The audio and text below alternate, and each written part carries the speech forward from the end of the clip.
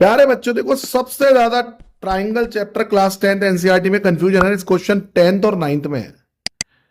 10th में जो given है वो 9th में प्रूव करना है, और जो 9th में प्रूव करना है वो 10th में गिवन है। देखो हमारे को इस ट्राइंगल में ना, इस ट्रिपेजियम में, सॉरी ट्रिपेजियम भी नहीं है, ये ट्रिपेजियम प्रूव करना है।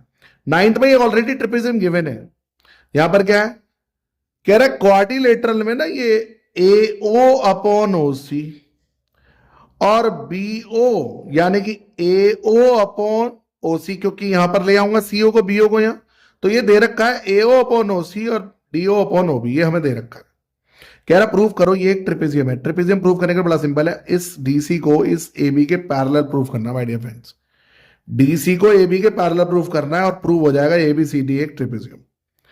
तो देखो कैसे करेंगे, सबसे पहले कंस्ट्रक्शन करेंगे। ये OP गिवन नहीं है, ये लाइन हमने O से P को ज्वाइन कर लिया, पैरेलल किसके, एक AB के पैरेलल बना ली। पॉइंट टू बी नोटेड, इस बार हमें ये दोनों पैरेलल नहीं दिए हैं। कभी आप सोचो ये पैरेलल दिए हैं, हमें पैरेलल दिया ही नहीं है कुछ, हमें तो प्रूव करना है पैरेलल DC AB के। तो हमने एक पैरेलल लाइन बना ली, OP पैरेलल ड्रॉ कर ली AB के।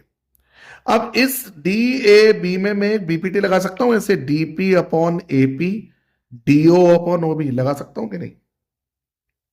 बिल्कुल लगा सकता हूं।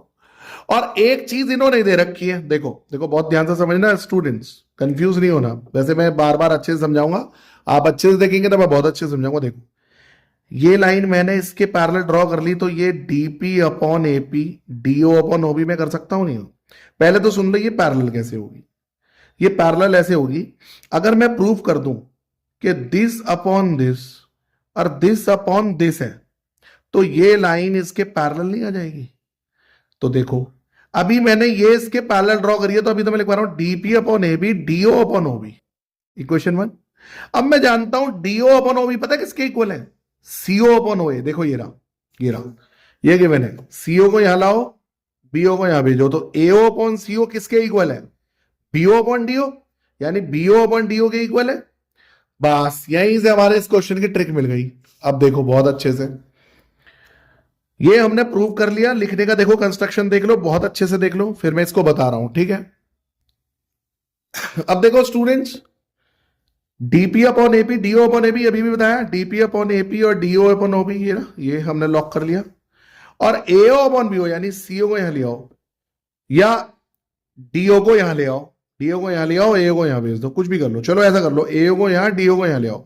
तो DO upon BO ACO upon ये गिवन है, और इससे मुझे मिल गया DO upon OB CO upon. तो जरा इस इक्वेशन से और इससे बताना मैं क्या कर सकता हूं, देखो DO upon OB, DO upon OB ये किसके इक्वल है? DP अपॉन AB, और ये तो यानी ये दोनों इक्वल होंगे। जब ये दोनों इक्वल हैं तो ये दोनों भी इक्वल होंगे, और बस DP अपॉन AB ये इक्वल आ गया किसके? AO अपॉन OC या CO अपॉन OB और DP अपॉन AB। तो मतलब ये लाइन इसके पैरेलल हो गई भाई, कन्वर्स लग गया BPT का। देखो मैंने प्रूव कर दिया है, ये इसके इक्वल होने से पता है क्या हो गया कि DP upon AP CO upon OA के इक्वल हो गई, नहीं हो गई? तो इसका मतलब बाय कन्वर्स ऑफ BPT ये इसके पैरेलल हो गई, बस हो गया काम। ये इसके पैरेलल बाय कंस्ट्रक्शन था, ये इसके पैरेलल आ गई इससे, ये इसके पैरेलल है, ये इसके पैरेलल है, तो तीनों क्या हो गई? पैरेलल, यानी ये दोनों क्या हो गई? पैरेलल। और अगर इसके अंदर ना ये दोनों पैरेलल हो गए माय डियर फ्रेंड्स, तो ABCD क्या हो गया? एक, ये हो गया एक ट्रेपेजियम।